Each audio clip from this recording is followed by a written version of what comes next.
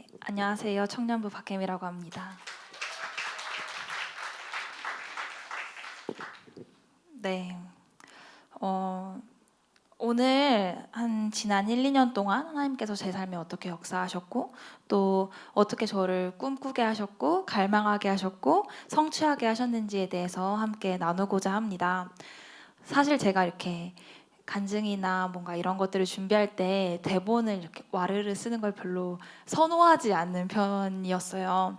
근데 이 이야기들이 그냥 저만의 이야기가 아니라 우리가 이 안에서 하나님께서 어떻게 역사하시고 또 말씀에 어떠한 원리가 있고 그것을 정말 우리가 함께 나눌 때 우리가 그 말씀의 원리의 역사하심을 함께 공유하고 또 그것을 삶에서 누리면 좋겠다라는 생각이 들어서 좀 오늘은 정리된 내용으로 함께 나눠보자 합니다. 할렐루야. 지금으로부터 한 2년 전이죠. 2021년도가 시작할 때 저는 이제 막 학부를 졸업하고 취업 준비를 위해서 대학을 이제 졸업 유예를 해두고 준비를 하고 있는 상황이었어요. 그래서 그때 이제 24살이 막 됐던 해였던 것 같아요. 21년도가. 그래서 그때 당시만 해도 뭐 어떤 일을 하고 싶다, 뭐 이런 회사에 가고 싶다. 사실 그런 생각이 제 안에 없었던 것 같습니다. 그냥 빨리 사회에 나가서 돈을 벌고 싶다. 그 생각이 제 안에 제일 컸어요. 그래서 뭐 크든 작든 규모가 뭐 어떻든 그 안에 어떤 구조가 되어 있든 관계없이 무엇이든 일단 시작하고 직무 또한 적당히 그냥 나와 잘 맞는 그 정도의 성격의 일이면 상관없으니 나는 그냥 빨리 돈을 벌고 싶다. 그 생각이 제 안에 가득했던 것 같습니다. 그래서 지금 돌아보면 왜 그렇게 조급했는지 모르겠어요. 사실 제 또래 친구들 중에서도 제가 빠르게 졸업을 한 편이었거든요. 근데 그때 제 마음을 되돌아보면 공백기가 없어야 된다. 공백기 없이 이렇게 내 삶에 뭔가 아무 신분이 없는 상태라고 해야 될까요? 대학생도 직장인도 아닌 그 상태를 길어지게 두어서는 안 된다. 그 생각을 정말 많이 했던 것 같습니다. 근데 그러던 중에 이제 제가 이런 이야기들을 하면 셀에서는 저희 리더가 차근차근 준비해 가라. 조급해하지 말고 차근차근 해라. 라는 권면을 하시고 또 권 목사님께서는 취업은 누구나 언젠가 다 한다. 근데 어디에 어떻게 언제 할지가 중요하니 잘 인도받아 봐라. 그리고 또 그 당시에 청년부 이제 그런 특강들이 있었거든요. 그래서 진로 특강 이런 걸 들으면서 내가 어떤 일을 하면 좋겠다. 내가 어떤 회사에 가면 좋겠다. 그리고 이런 조건을 가진 직장이었으면 좋겠다. 그런 생각을 그때부터 차근차근 그려보기 시작했던 것 같습니다. 그런 그림을 그리면서 영이 나를 향한 하나님의 계획이 반드시 있지. 그리고 그것은 좋을 거야. 분명히 좋을 거야. 라는 생각을 하면서 더 디테일하게 상상하기 시작했던 것 같습니다. 제가 이 간증을 준비하면서 보니까 21년도 5월에 제가 아이패드에 보라라는 노트의 제목으로 몇 가지를 끄적여 둔 것들이 있더라고요. 사실 많은 내용을 쓰진 않았고 한두 가지 정도를 이제 한두 주제에 대해서 써놨는데 그 중에 하나가 이 직장에 대한 부분이었습니다. 그래서 그때부터 뭐 예를 들면 주님, 저는 셀과 사역에 동참할 수 있는 그런 시간이 확보될 수 있는 직장이 필요합니다. 혹은 제가 이런 성향을 가졌는데 이 저의 성향을 잘 살릴 수 있는 그런 직무를 원합니다. 라는 것들을 더 구체적으로 그려보기 시작했던 것 같습니다. 하나님께서는 저를 저보다 더 잘 아심으로 제 안으로부터 그분이 불러일으키시는 갈망은 저에게 가장 잘 어울리는 것들을 열망하게 했던 것 같습니다. 앞선 강의에서 MBTI를 말씀해 주셨는데 사실 그런 기질적인 부분들을 보면 저는 사실 대부분 모든 일에 항상 조급함을 느끼는 편의 사람이었던 것 같습니다. 어떤 것을 내가 원하고 또 그거를 해야겠다라고 생각을 하면 당장 눈앞에 벌어져야만, 그리고 내가 시작해야만 직성이 풀리는 그런 성격, 그리고 되어지지 않을 것 같은 상황이 발생하면 그 모든 상황에 대한 대안이 있어야 하고, 또 금방 불안함을 느끼는 거죠. 그래서 사실 셀에서 가장 많이 들었던 권면 중에 하나도 제발 조급해하지 마라 라는 권면이었습니다. 알바를 제가 잠깐 했었거든요. 그때 알바를 하면서 취업 준비를 하던 중에서도 뭔가 정해져 있지 않는 채로 이 시간이 흘러가는 거에 대해서 막막하고 조급하고 두렵고 그런 마음들이 자주 들었습니다. 그렇게 계획적인 캐릭터가 제가 아닌데도 이 어렵다고 하는 그 취업 시장에서 살아남고자 하려니 굉장히 눈앞이 막막했던 것 같습니다. 그럴 때면 너를 향한 자리, 그 한 자리만 찾으면 되는 거 아니겠냐, 그게 없을 리가 없다라는 셀에서의 권면이 위로가 되고 또 다시 마음을 다잡고 시작할 수 있는 그런 계기가 되었습니다. 네, 맞습니다. 여러 자리도 아니고 사실 한 자리만 있으면 되는 거죠. 저를 위해서 하나님께 예비하신 그 한 자리만 제가 찾아내고 알아보면 되는 것이었습니다.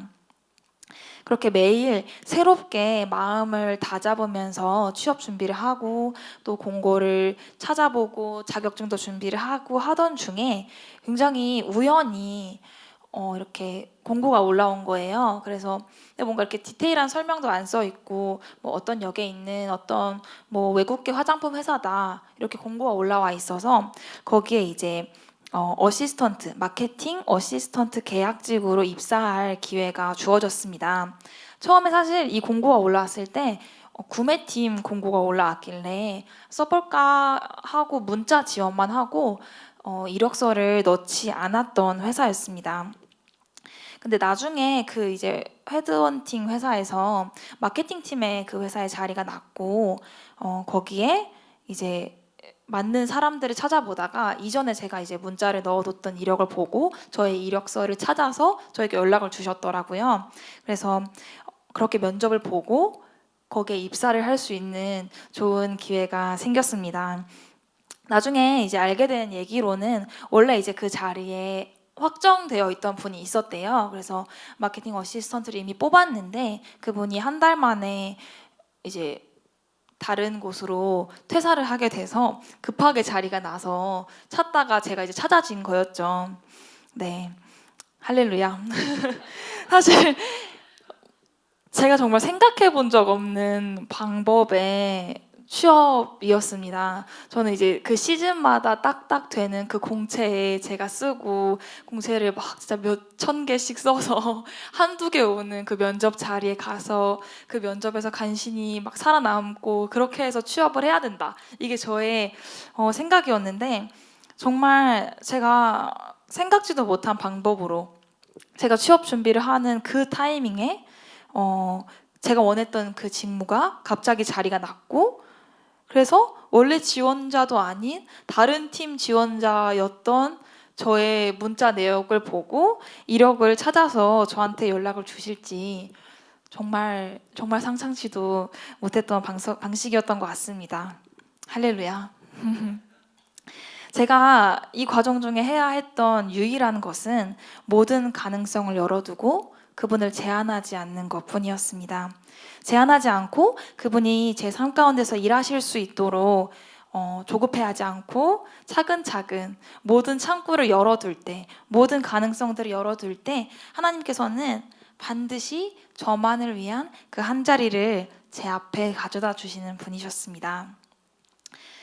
그렇게 막상 입사를 하고 보니 너무 좋은 기회였지만 계약직으로 있어야 한다는 사실이 또다시 불투명한 미래, 그리고 불리한 조건, 그런 부분들에 대한 서운함, 그런 불안함, 이런 것들이 몰려왔습니다.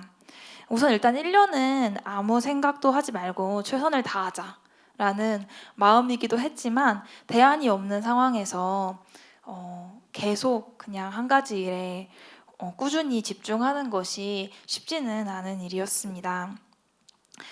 솔직하게 말씀드리면 때로는 막 내가 이렇게까지 해야 될까? 내 일이 아닌 일을 이렇게 돕고 뭐 이렇게 연봉도 높지 않은 것 같고 근데 내가 정말 이렇게 해야 될까? 이런 생각이 들기도 했습니다. 그리고 주변에서도 계속 계약직이면 조건이 좋지 않고 불안하다. 그리고 지금이라도 빨리 나가서 다른 공채들을 준비해 보는 거 어떻겠냐. 너 정도 그런 스펙을 가지고 있으면 충분히 어디든 갈 텐데 왜 그렇게 하고 있니? 뭐 이런 이야기들, 그런 이야기들을 들으면 마음이 막 흔들려서 때려칠까? 이런 생각도 하고 네, 그랬습니다. 그래서 정말 매 순간이 마음을 새롭게 해야 하는 시간들이었습니다. 하루하루 새 사람을 입는 것이 무엇인지 인식해야만 하는 그런 시간들이었습니다. 순간순간 내가 정말 사람에게 인정받는 것이 아니라 하나님께 인정받는 시간을 보내고 있지라고 하며 나는 하나님께만 인정받을 거야 라는 선택을 순간순간 했던 것 같습니다. 그래서 그런 시간들을 보내다 보니 제가 정말 다 안다고 생각했지만 영에 대해서 아무것도 알지 못했구나.